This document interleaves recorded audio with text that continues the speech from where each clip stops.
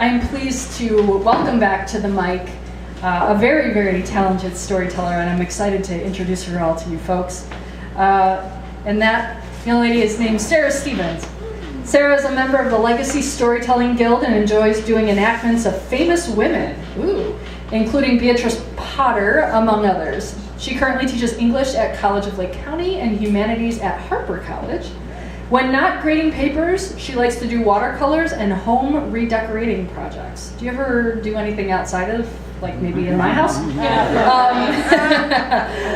Sara is wonderful. You guys are in for a treat. Help me welcome Sara back to the microphone this evening. I don't know how inspiring my story is going to be, but it is a true story. And it took place about 15 years ago. That's when my fiance, Mike, Big Mike, and his son and granddaughter were coming to my house for Thanksgiving dinner. Now, Mike didn't like it when I got stressed out about things, so he offered to buy the turkey already cooked from Jewel, so all he had to do was a few of the sides and the dessert, and that's it. So it turned out very nice, no stress at all. And while we were having our coffee and pumpkin pie, the snow began to fall. And it fell, and it fell, and it fell. So Mike Jr. took off with Heather in the four-wheel drive, and Mike decided to stay over rather than deal with the treacherous roads. So, being his fastidious self, he decided he would wash out his tighty-whities and his socks and hang them on the rod of the shower. Come morning, the silky kind of socks were dry, but his tighty-whities were still damp. I said, well, no problem, we'll just put them in the microwave. Now, I had a dryer, but it was broken, and it was 4 weeks before Christmas, so I knew it was going to involve a lot of money and a lot of time and numerous phone calls to Sears to get my dryer fixed, so I just blew it off.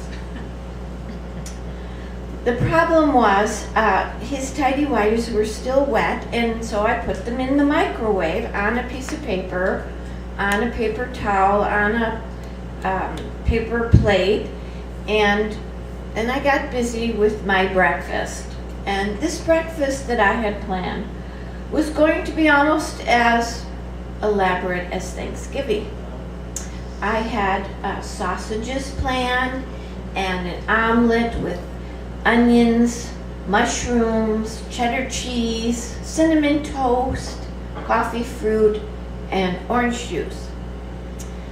Now, the thing you have to know about me is that I usually have a simple breakfast for a very simple reason, and that is that I'm not a morning person. And my father used to go crazy with that. He'd yell upstairs to my bedroom, "Hit the deck!" Whatever that meant. And I had trouble even after I hit the deck and sat at the breakfast table. I just wasn't fully awake. And they have a term for that now. I don't know what it is, but it's a condition. And I just call it morning fog. So back to my task. I took out the sausages, I pricked them all with a little fork so they wouldn't explode, and I set the table, got the coffee ready, and began grating the cheddar cheese. Really good stuff. This was going to be a sumptuous breakfast. So I'm grating the cheese and thinking about all I had left to do, and suddenly I started to smell something. Wasn't the cinnamon toast. I didn't put it in the toaster yet. I peeked in the oven. Everything was fine there. All of a sudden I realized it's the tighty-whities. So I ran over to the microwave, I yanked open the door, and was met by a gale of smoke and steam. I reached inside very carefully and I took out the tidy-whities with 2 fingers, and there it was on the back, a big scorch mark about the size of a silver dollar. Well, I was always one to be resourceful. These were still wet, so I took the hairdryer and I finished them off with the hairdryer, and we sat down and had our breakfast. Now, Big Mike had a handball tournament that day. So I said, remember now when you leave to go home and change your underwear. And what you need to know about Mike is that he was a senior citizen, but he was in very good shape. So he was used to people coming up to him and saying, congratulations, attaboy, Mike, things like this. But on that particular day, the guys in the locker room were coming up to him and saying, Mike, really? He would say, huh? Or they might say, we know you're getting older. What? And come on, Mike, it's kind of gross. He looked at them dumbfounded for about a minute, and then he said, oh, I forgot to change my underwear, but it's not what you think. It's not what you think at all. Now, Mike was 100% Irish. And he was also a lawyer, a defense lawyer. So he knew how to tell stories. And his friends at the locker room thought this was another one.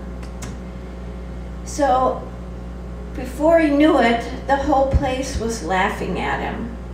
There was a group of maybe 20 people standing around just guffawing, especially when he said, it's not what you think, she put him in the microwave.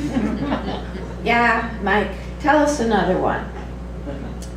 So after a few of these go-rounds, somebody's saying, well, you know, it happens to everybody, usually not after the age of 3, but we understand. So Big Mike never lived this down. It was one of those things where every time he made a statement that was even mildly related to underwear or the tournament or what have you, they would remind him. And to his dying day, which was in 2003, he always recalled this event with a good deal of humor, a good-natured bit of humor, and I learned a lesson.